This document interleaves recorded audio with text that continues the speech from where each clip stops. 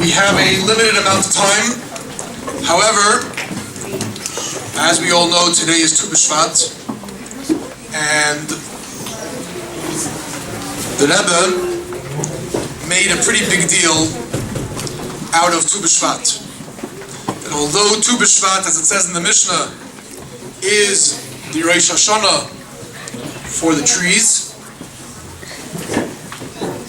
the fact of the matter is that even according to halacha, we, human beings, who are somewhat on a higher level, hopefully, than trees, don't say Tachnun when it comes to the day of Tu B'Shvat. That seems to indicate to us that according to halacha, there is relevance from the day of Tu B'Shvat to our lives. And therefore, when it comes to the day of Tu B'Shvat, it's worthwhile to stop for a few moments, besides doing all the wonderful minhagim that people do on Tu B'Shvat, such as eating a new fruit or eating from the Shivas Haminim, to take a few moments and try to apply lessons from the day to our lives. So we also have an opportunity that there is a very special guest who is here in Los Angeles, and that is Rabbi Lieder, one of the Rebbe's Shluchim in Australia, a mechanech for many, many years, who has been here in the past, spoken for us, and farbrengt with us in the past, and we're honored that he was able to come in today during his visit here in Los Angeles to farbrengt with us in honor of Tu B'Shvat. I ask you boys to please give him your educator and your attention as we spend the next 20 minutes or so farbrenting in honor of Tu B'Shvat. Please give Rabbi Lieder your educator and your attention.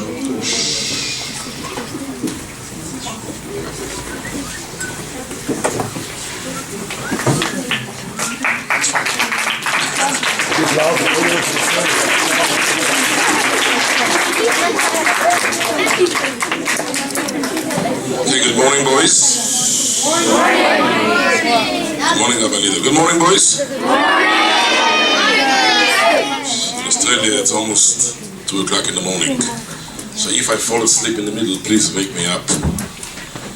I was a few weeks ago at an assembly in the yeshiva in Melbourne, and one boy fell asleep in the middle of me talking. So I said to the boy next to him, "Hey, wake him up." He says, "Rebbe, you put him to sleep, you wake him up." Now today being Tu B'Shvat, I'm very honored to be here. I know you're going to have your winter vacation soon. I'm about to finish my summer vacation. So everything is upside down. So Tu B'Shvat, we usually don't have school, it's always in the summer. So I'm glad that I can share some of my thoughts with young Bachrim in Los Angeles. I was recently in Mexico. Were you from Mexico? I didn't see you there, but anyway, you're probably here. So in Mexico, I asked around the Jewish community. I love to meet new people, and I love to learn from them. So I asked them, what is the latest story that happened in Mexico? And they said, well, there's one story that happened a year ago, which is very fascinating. I decided by Shlocha Prati, since I heard the story, I'll share it with you.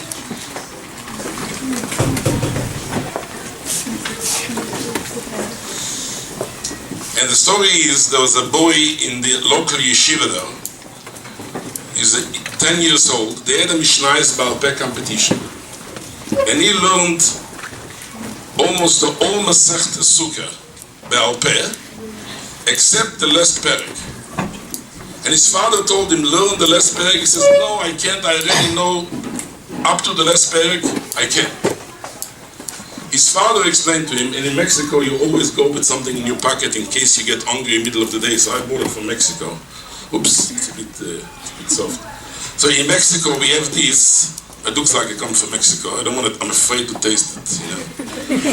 So I just use it for. I wouldn't make a shechiona on it, definitely not. Maybe I'll have to make a shechiona after I eat it. I don't know, but anyway. So what happened? What happened is He didn't know how to convince him. He offered he's going to give him this orange. When the boy looked at him, he said, "Thank you very much, you can keep it, Dad." So now the father is trying to convince the son how to learn the last parak of Mishnah. He's 11 years old, he doesn't want to do it. He says, "I've done it last year, I'm not going any further." The father tries to explain him, the person is like a tree, you have to constantly grow. A tree grows all the time. I've grown enough, I don't want to go anymore. It's good enough.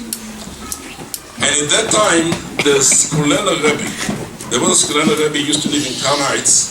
He used to come to see the Rebbe many times. The Rebbe would send people to him. He's a very, very special man. And the Skolena Rebbe came to Mexico and he asked this person, the boy, "How much Mishnayos do you know about pay?" He said, "I know everything except the last parak in Sukkah." He says, "What price can I offer you in order you should learn the last parak?"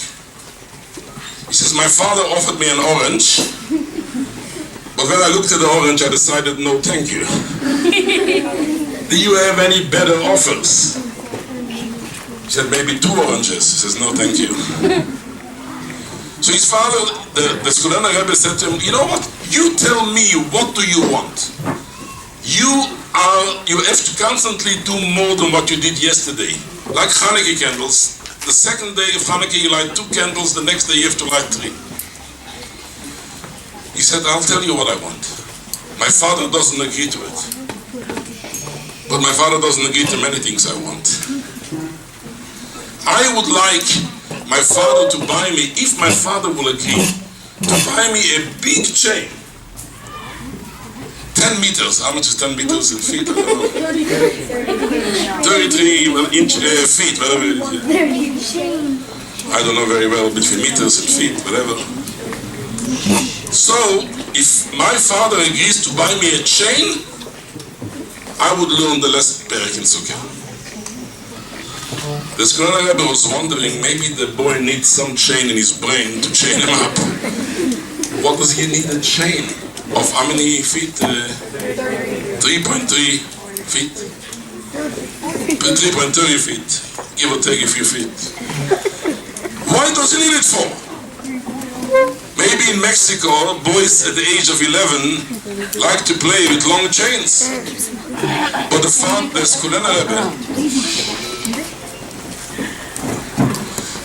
Rebbe said to him, "If your son wants it, buy it for him. I'm telling you," the Skolena Rebbe says, "I'm giving you a bracha, buy him, and it will be alright." The father says, "If the Skolena Rebbe says." So he says to the son, "If you learn the last parak in Masechet, I'm buying you a chain, not only 3.3, whatever, I'll buy you 4, whatever, the biggest chain I can buy, I'll buy you." So, within 2 days, he learned the last Masechet, the last parak in Sukkah. Please, I'm busy now.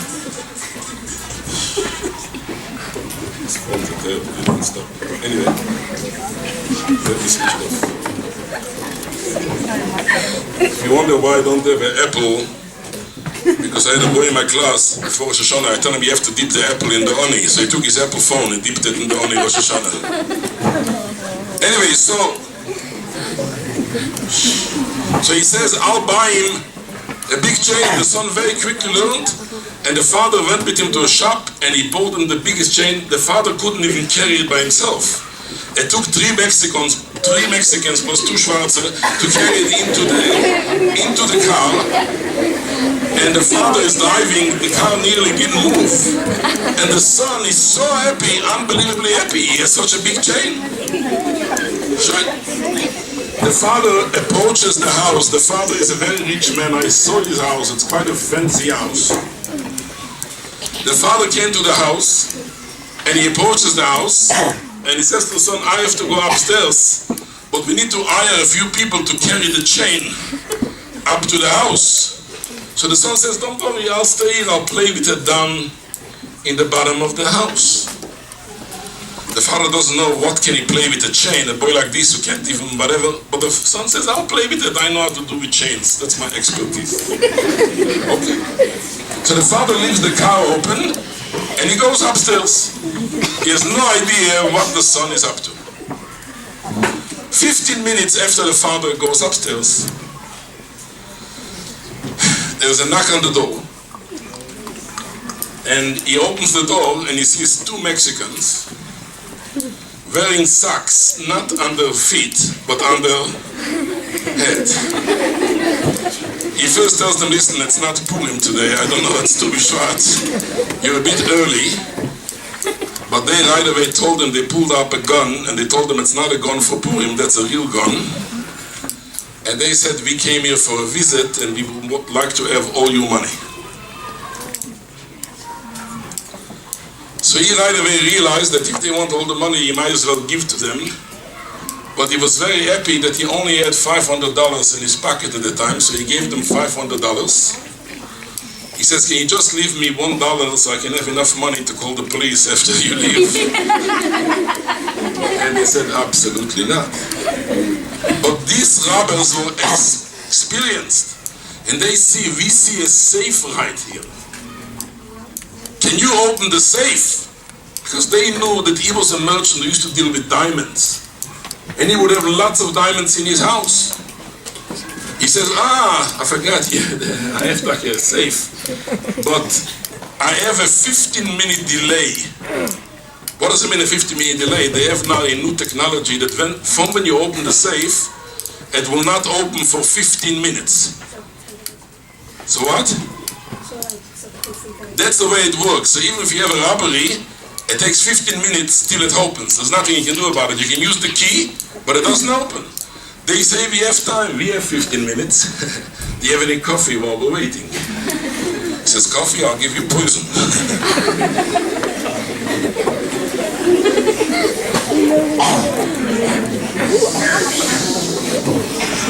They wait 15 minutes, and every time they see him going near the phone, they say, if you go near the phone, we'll call the Rebbe Kadisha, So you better hold your hand straight, don't touch the phone. The 15 minutes go by, and he says, all the Tehillim minu be'al peh. He said, I wish my son was here, he could say some Mishnayos be'al peh. Maybe after I die, he can say a Kaddish D'Rabbanan or something. The 15 minutes were up. And the robbers opened the safe and took everything, was most probably be close to $1 million worth in diamonds and everything. And they right away took away his mobile phone. They cut out his telephone from the regular phone from the house. And they said to him, if you call the police, if you move or anything, you'll be finished. He says, no, please, just go. They run downstairs. And they jump into their car, which they left running downstairs. And they start getting in and start pulling, and they see the car is not moving. What's going on? It's all chained up. So what's going on? And they start pulling up the chain, but it's so big, it's so heavy. And across the street there's a boy lying like this. They said, you're gonna get it for us. And they try to undo the chain. And it doesn't work. It's so chained up, so strong. In the meantime, the father is going, looking from the window. He says these robbers are trying to press the gas, and the car is not moving because it's tied up to a big tree. His son is going like this in the back. He doesn't know what's happening. He runs to a neighbor. He calls the police. In the meantime, while this boy, and this is a true story, while the robbers didn't know, they didn't have anything to tie the chain, and they see this boy, you better come and tie up the chain. He still goes like this to them. And they come running to him, he runs away from them, and they didn't know what to do to chase the boy or to undo the chain. And finally they got undone the chain as soon as the police arrived. And the father then realized that when Rebbe told him a present for his son, to give him a chain, to learn the end of the Mishnah Sukkah, because his son decided to be like a tree, to keep growing all the time, to learn more, that's actually has saved the father lots of money. And the most important thing, the son from there onwards kept on learning. He didn't need the chain anymore because the robbers got a reputation that you don't go near this house because they have some special chains and doors that go like this. So they stay far, far away from it. So if each one of us can take out this message from Tu B'Shvat, that whatever was good yesterday should be good tomorrow, is not good enough for tomorrow, we constantly have to become better and better. And if we become a little bit better each day, by the end of a month, the year, the day will be a loop, will be very, very far gone. Thank you very much. Have a fantastic Tu B'Shvat.